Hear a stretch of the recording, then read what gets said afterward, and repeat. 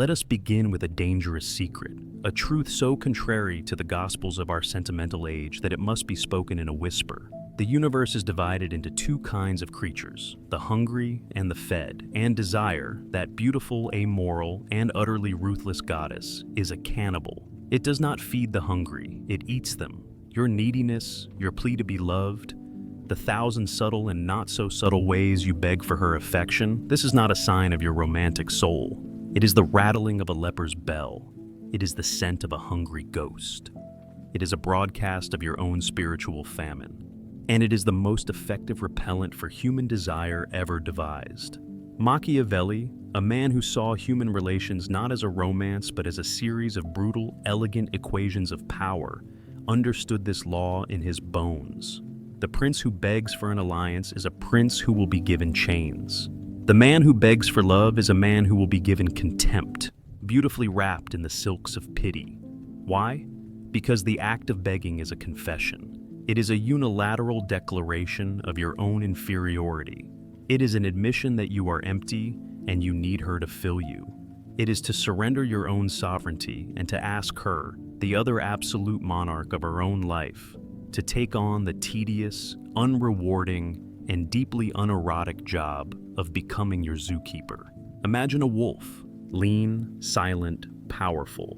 Its eyes are not pleading, they are assessing. Its hunger is not a weakness. It is the engine of its deadly focus. It does not beg the deer to be eaten. It hunts. Now, imagine a stray dog whining at the kitchen door of a great house. It is gaunt, its ribs showing, its eyes are wide with a pathetic, pleading need. Both creatures are hungry. One inspires a primal, fearful respect. The other inspires a fleeting, dismissive pity. Desire, in its heart of hearts, always chooses the wolf. You have been meticulously trained by a culture of comfort to be the dog. In the forgotten folklore of the Carpathian Mountains, they tell of a creature called the pustosh, the empty one. It was a spirit that had no substance of its own, only a terrible gnawing hunger for the vitality of others. It would appear at a lover's window not as a monster, but as a beautiful tragic figure, its eyes full of a profound and bottomless need. It would not ask for their life or their soul. It would just ask to be let in, to be warmed by their fire, to be fed a crumb of their affection. But the moment it was granted entry, the moment it felt the first touch of pity, the house would grow cold, the fires would dim. The vitality of the occupant would begin to drain away, siphoned off to feed the creature's infinite emptiness. The pustosh was a parasite that disguised itself as a supplicant. Your neediness is that beautiful, tragic face at the window. When you beg, when you send that third unanswered text, when you demand reassurance of her feelings, when you contort your own principles to win her approval, you are revealing that you are a hungry ghost. And her deepest, most ancient survival instincts, the ones that have been honed for 1,000,000 years to detect parasites and predators, will sound a silent, screaming alarm. She may not know why she feels a sudden, cold revulsion. She may even feel guilty for it, but she will feel it. Desire dies at the first scent of the void. The stark, almost impossible hope in this bleak diagnosis is to begin the great work of learning to feed yourself. The liberation is not in learning how to beg more cleverly. It is in the slow, arduous, and profoundly solitary process of building a life, a soul, a kingdom so rich and so satisfying that you are no longer hungry for the scraps from another's table. So, I ask you, with the cold diagnostic gaze of a man who knows the scent of a hungry ghost because he has been one, look at your last interaction with her. The words you said, the things you did. Now, be honest, with a brutality that makes your own skin crawl. Were you the wolf, moving with the quiet confidence of your own power? Or were you the dog, whining at a closed door, hoping that this time someone might be kind enough to let you in?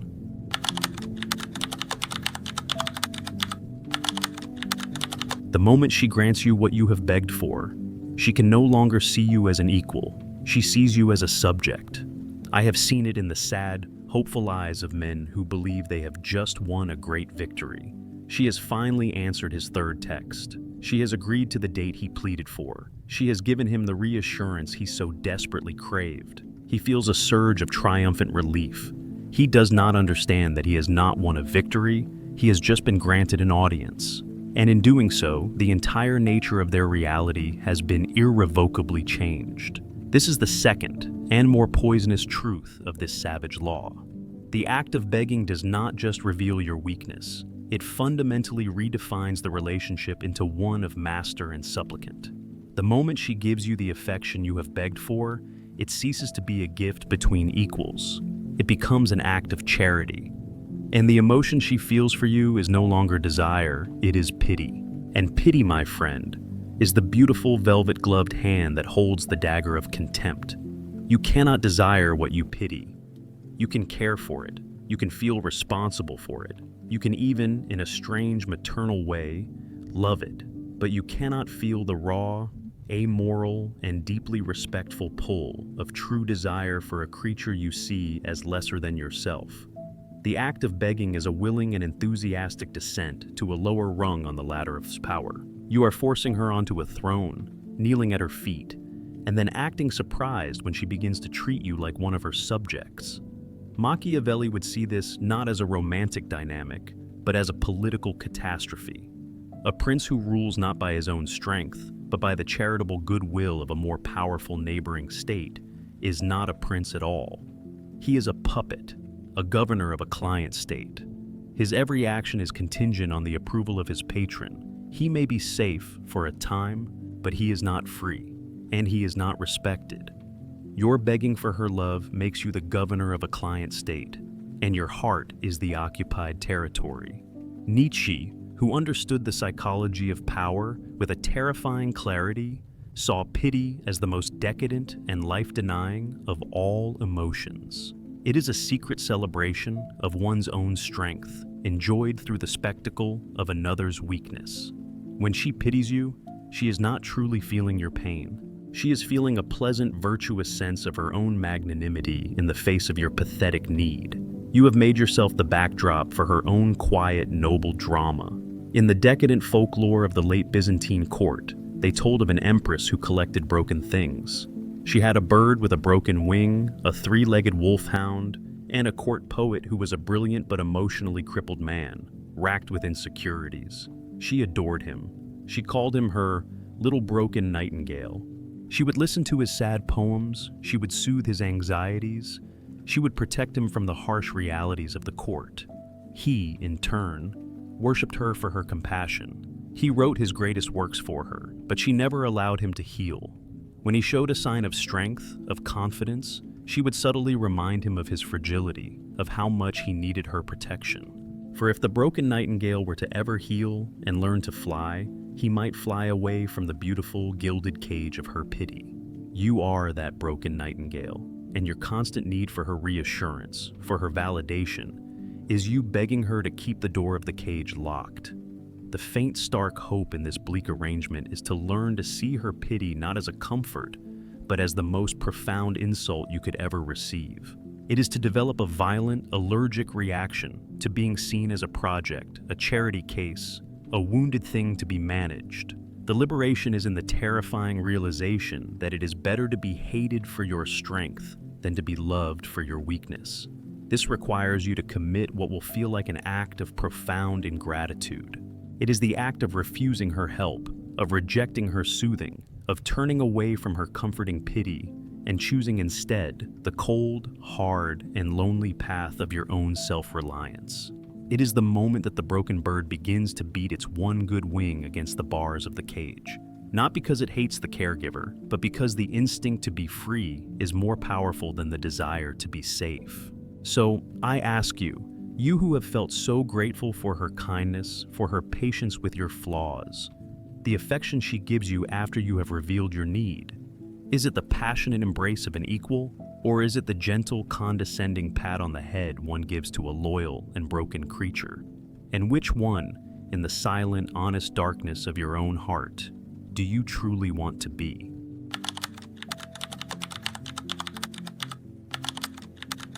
You do not need to speak to be a beggar. Your constant, anxious orbit is its own plea for scraps. I am going to tell you a secret that the loud, obvious beggars will never understand. The most common, most repulsive, and most desire-destroying form of begging is completely silent. It is a plea made not with the mouth, but with the body, with time, with the very trajectory of your life. It is the unspoken plea of the man who orbits. You believe that because you are not saying the needy words, you are not a beggar. You are a fool, deceiving no one but yourself. You are the silent panhandler of the soul, and your neediness radiates from you like a sickly sweet perfume. What is this silent begging? It is the man who is always available, the man whose schedule is a perpetually open question, waiting to be filled by her whim.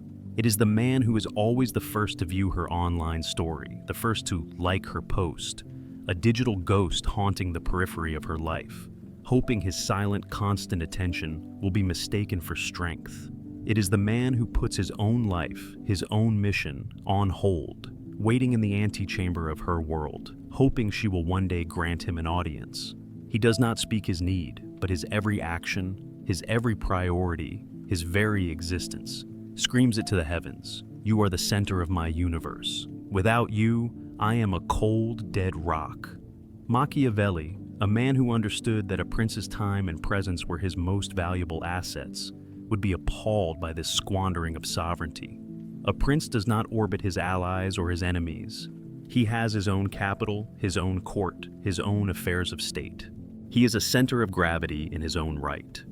The man who orbits a woman is a man who has confessed that he has no kingdom of his own.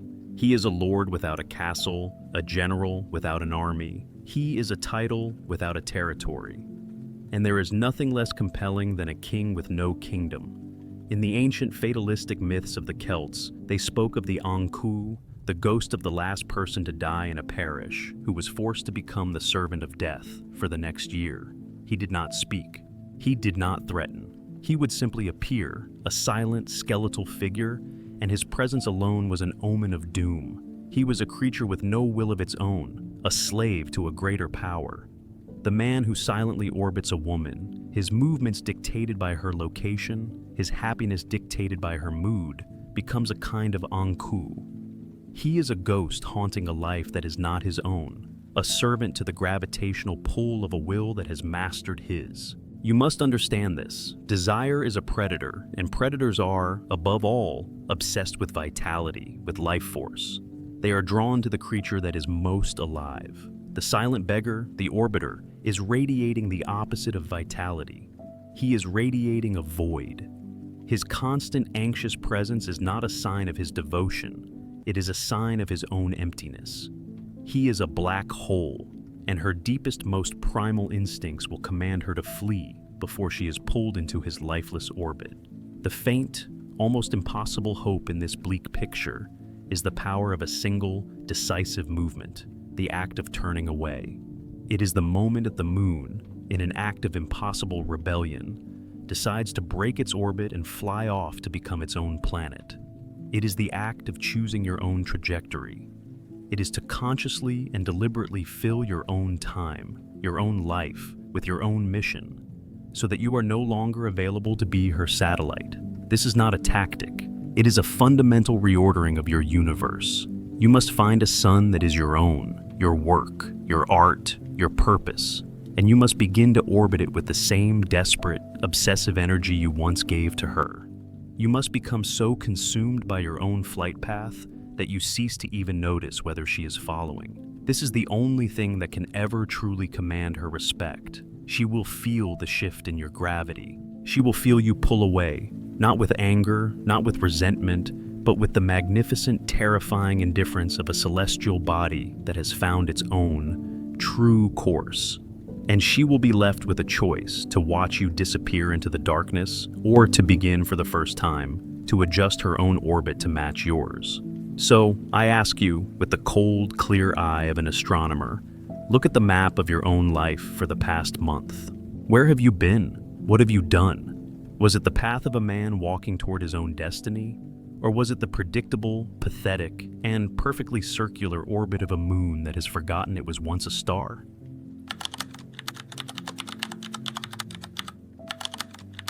A man with a full plate does not need to beg for the crumbs from another's table. Imagine two men in a time of great famine. The first man is a beggar. He spends his days going from door to door, his voice a pathetic whine, his hands outstretched, pleading for a crust of bread. His entire existence is a reaction to the hunger in his own belly and the mercy in the hearts of others. The second man is not a beggar, he is a farmer. While the famine raged, he did not plead to the heavens. He took his last few seeds, walked to a hidden, forgotten patch of land by a river, and with his own two hands, in solitude and silence, he worked. He broke the hard soil, he carried the water, he guarded his small crop from the crows. Now, his granary is full. He is hosting a feast. And the same people who once might have pitied the beggar now come to the farmer, their eyes wide with a desperate, hungry respect. The entire Machiavellian code, the entire dark art of power, can be distilled into one simple and life-altering directive. Stop being the beggar and start being the farmer. The savage law is that desire dies the moment you beg. The powerful corollary is this: desire is born from the spectacle of a man who has absolutely nothing to beg for. The ultimate antidote to the weakness of need is the profound, unshakable, and deeply attractive power of self-sufficiency. You have been operating under a false premise. You have been trying to solve the problem of your own hunger by becoming a more clever and persuasive beggar. You have been learning the right words, the right techniques, the right strategies to convince her to share a piece of her feast with you, and it is all wasted effort. The true solution is to turn your back on her table entirely and begin the long, hard, and glorious work of cultivating your own harvest. Machiavelli knew that a prince who was dependent on another's treasury or another's army was not a prince at all. He was a glorified slave. The first and most important task of any ruler is to secure his own state, to build his own army, to fill his own treasury. His power, his freedom, his very survival depends on his own resources. A man's life is his state. His skills, his purpose, his financial independence, his physical strength, his intellectual depth, this is his treasury. The man who begs for love is a man with an empty treasury, trying to secure a loan from a notoriously fickle foreign power. In the parched, sun-scorched myths of ancient Sumeria, they told of a land whose people were dying of thirst. They spent all their days performing elaborate rituals to the sky god, Anu, begging him for rain. Their priests grew fat on sacrifices, and the people grew thin on hope. But one man, an outcast named Enki, ignored the rituals.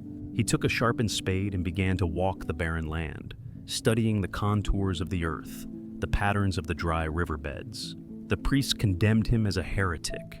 The people mocked his foolish, lonely labor. For 7 years, he dug a single, impossibly deep well. And on the first day of the 8th year, he struck a great hidden underground river. His well erupted, creating a lush green oasis in the heart of the wasteland. The sky god remained silent. The priests were revealed as frauds, and the entire tribe was forced to abandon their useless rituals and come, as humble supplicants, to the man they had scorned, begging for the water he had created not through prayer, but through his own relentless, solitary, and sovereign effort. You must stop praying for rain. You must pick up your spade and start digging your own well. Your well is your purpose, your mission, your obsession. It is the business you build, the art you create, the body you forge, the knowledge you acquire. It is the hard, thankless, and often invisible labor that you do for yourself and for yourself alone. This is the great work, and it is in the doing of this work that the alchemy happens. Your neediness, your hunger for her validation, begins to evaporate, burned away by the heat of your own forge. You become so consumed with the joy and the struggle of your own harvest that you forget you were ever starving. This is the state of having a full hand. It is the quiet, calm, and deeply centered energy of a man who is nourished from within. He enters a room not with the anxious, grasping energy of the beggar, but with the calm, benevolent energy of the farmer who has come to share his surplus. His conversation is not a plea for approval. It is an offering of his own interesting thoughts. His time is not a commodity he gives away to the highest bidder of affection. It is a precious resource he invests with care. The strange, magnificent hope in this is that it is a path to a power that is truly your own. It cannot be taken from you. It is not contingent on her mood, or her presence, or the state of your relationship. It is the power of your own competence. And this power, this energy of a man who is a source, not a drain, is the most powerful aphrodisiac in the known universe. You will not have to beg for her desire. Your own abundance will make you the feast she is starving for. So I ask you, with the simple, direct question of a farmer to a man staring at an empty field, what seeds are you planting? What ground are you breaking? What is the hard, lonely, and sacred work you are doing today to ensure that tomorrow you will be the one hosting the feast and not the one begging for an invitation?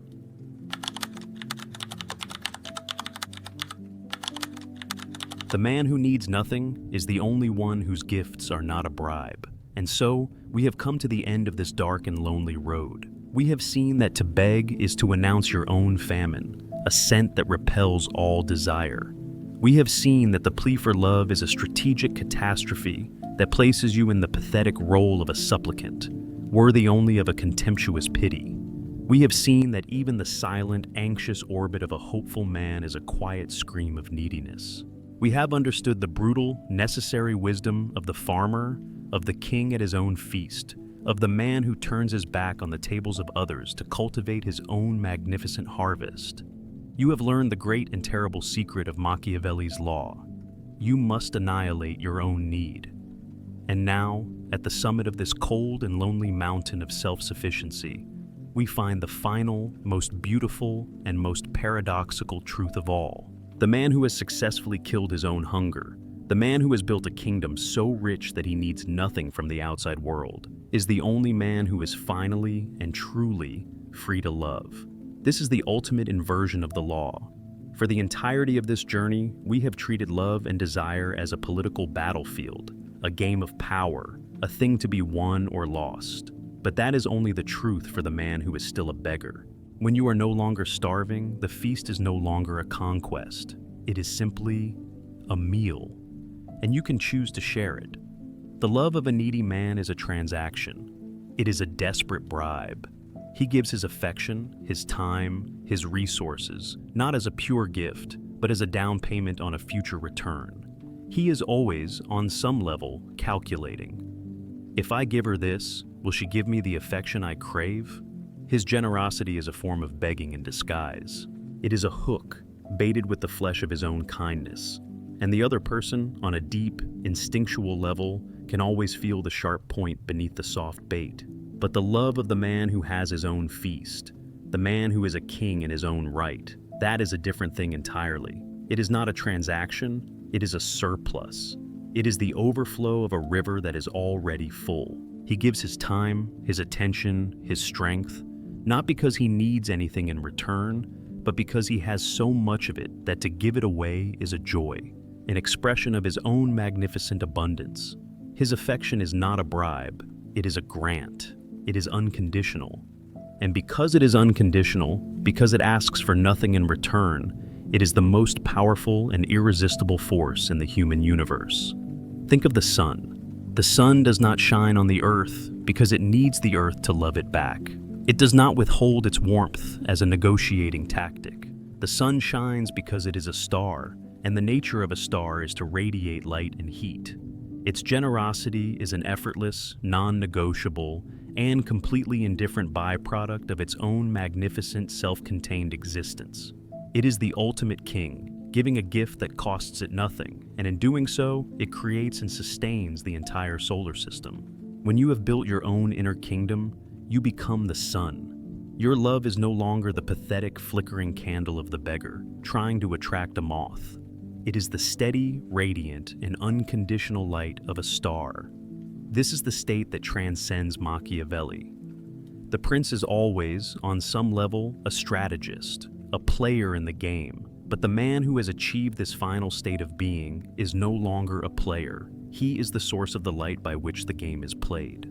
He can now be truly kind, without his kindness being mistaken for weakness. He can now be truly generous, without his generosity being seen as a plea. He has earned the right to his own virtues because they are no longer tactics. They are simply expressions of his own, unshakable and overflowing reality. So, this is the final, haunting paradox. The savage law is that desire dies the moment you beg. The divine corollary is that a love that does not need to beg is eternal. You must go through the cold, Machiavellian winter of self-reliance and strategic solitude to arrive at the warm, magnanimous summer of a truly powerful heart. You must become a ruthless king so that you can finally learn to be a benevolent God. And so, I leave you with this final, quiet question.